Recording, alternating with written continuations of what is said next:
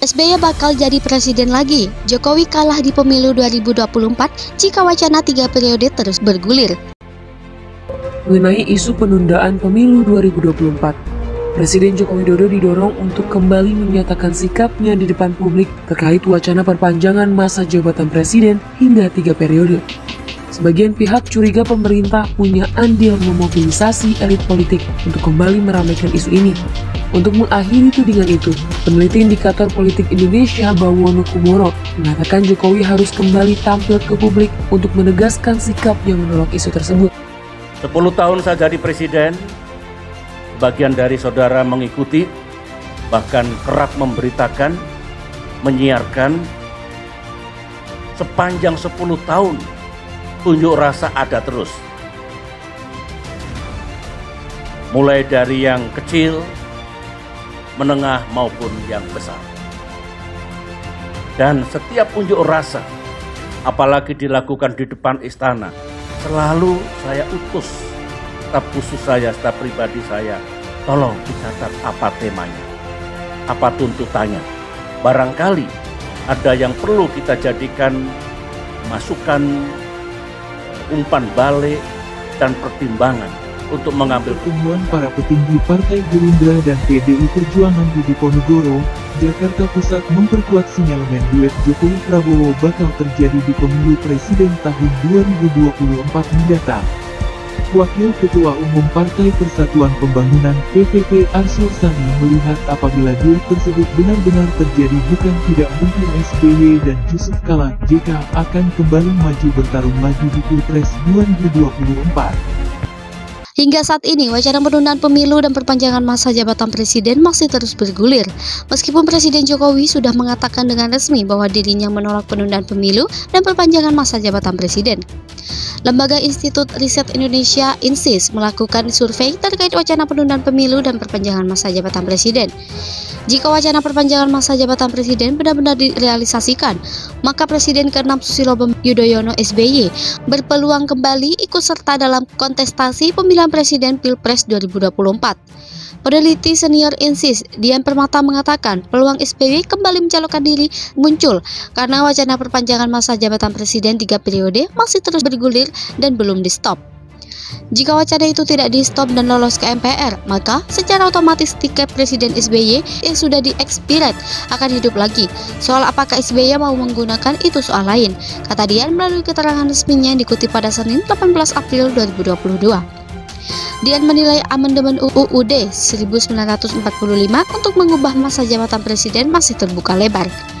Sebab ia menyebut Presiden Joko Widodo atau Jokowi hingga kini belum tegas menolak wacana perpanjangan masa jabatan presiden menjadi 3 periode.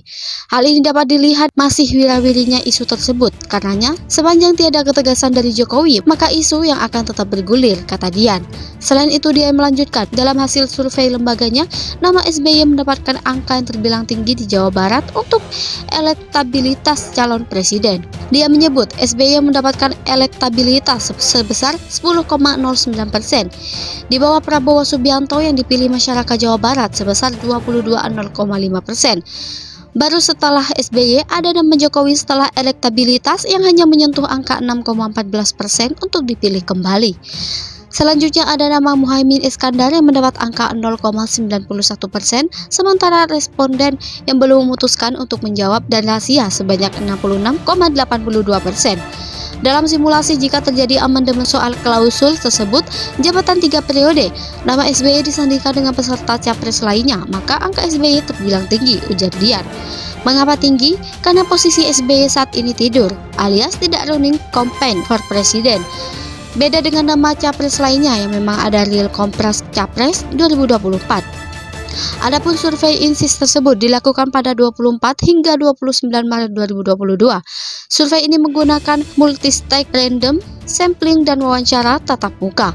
Survei ini memiliki margin of error lebih kurang 4,47% dengan level of confidence 95%. Survei dilakukan pada 27 daerah kabupaten atau kota di Provinsi Jawa Barat dengan total responden sebanyak 440 orang.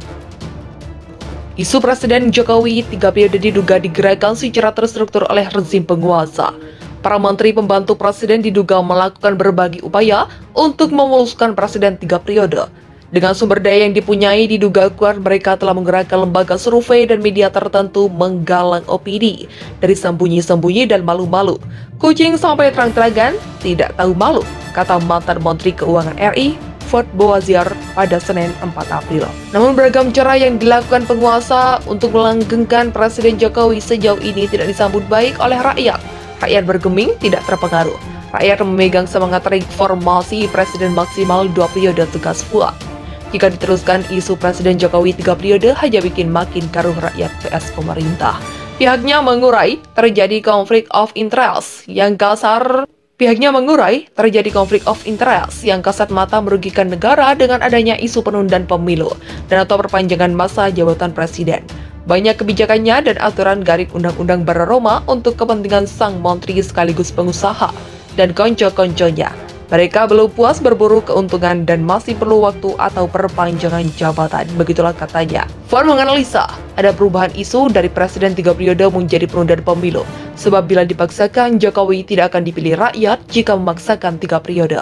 Oleh karenanya, para pihak-pihak di belakang Presiden Jokowi ini tidak mau mengambil risiko dengan tidak dipilih lagi, makanya banting setir ke perpanjangan 3 tahun alias penundaan pemilu. Semua happy, tidak bersusah payah dalam 3 periode. Semua happy, tidak bersusah payah, dapat 3 tahun gratisan termasuk DPR, DPD, dan DPRD. Begitulah tandasnya.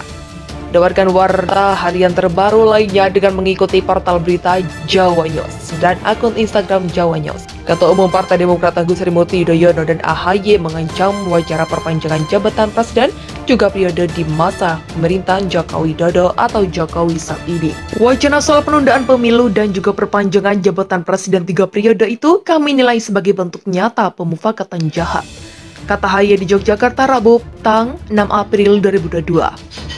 Putra sulung mantan Presiden Susilo Bambang Yudhoyono atau SBY itu menegaskan, Partai Demokrat sama sekali tak setuju rencana perpanjangan jabatan presiden itu direalisasikan dengan cara apapun. Saya ulangi, perpanjangan jabatan presiden hingga 3 periode itu memufakatan jahat dengan melanggengkan kekuasaan, kata AHY. AHY menyoroti sejumlah pihak yang mendukung wacana perpanjangan jabatan presiden itu dengan dalih asalkan konstitusional. Hati-hati kalau mengotak-atik dan mengakali konstitusi, lalu menganggap rencana itu konstitusional, maka sebenarnya kita telah mengkhianati semangat reformasi, ujar AHY. Artinya bangsa ini mundur sekian puluh tahun ke belakang lagi, padahal masa reformasi itu sudah kita lalui dengan berdarah-darah, ujar AHY.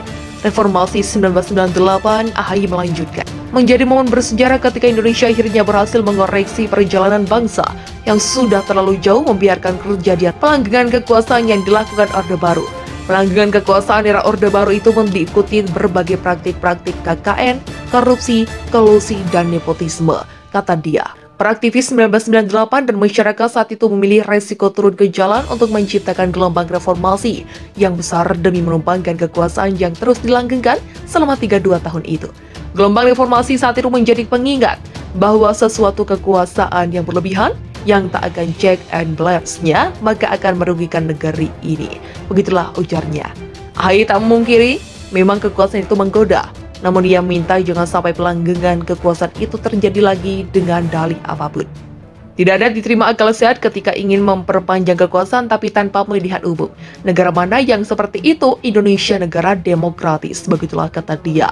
Ketika mereka pendukung perpanjangan jabatan, memperpanjang kekuasaan lebih dari sehari saja tanpa pemilu, mereka sebenarnya sudah tidak legitimate karena tidak mendapat mandat dari rakyat. Begitulah katanya.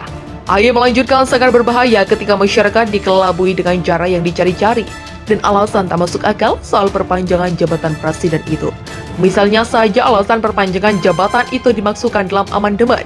AHY merasa bingung bunyi ketentuannya akan seperti apa, sebab tidak ada kegentingan yang memaksa sehingga jabatan itu harus diperpanjang. Yang memaksa itu, negara-negara lain justru melakukan percepatan periode kekuasaan, bukan malah memperpanjang kekuasaannya, kata dia. Lucunya kata dia, saat pemilihan kepala daerah atau pilkada 2020 lalu, alasan soal pandemi tidak digunakan. Sebaliknya, pemerintah, ujar AHY, saat itu justru menilai tak ada alasan menunda pilkada. Namun menjelang 2024, alasan itu tak dipakai lagi sehingga menimbulkan kecurigaan besar. AHY khawatir jika kemunduran proses demokrasi berbentuk perpanjangan jabatan ini terus dibiarkan, maka bisa jadi ke depan Indonesia seakan tak masalah mundur lebih jauh. Bisa jadi ke depan pemilu langsung diganti lagi ke ruang MPR.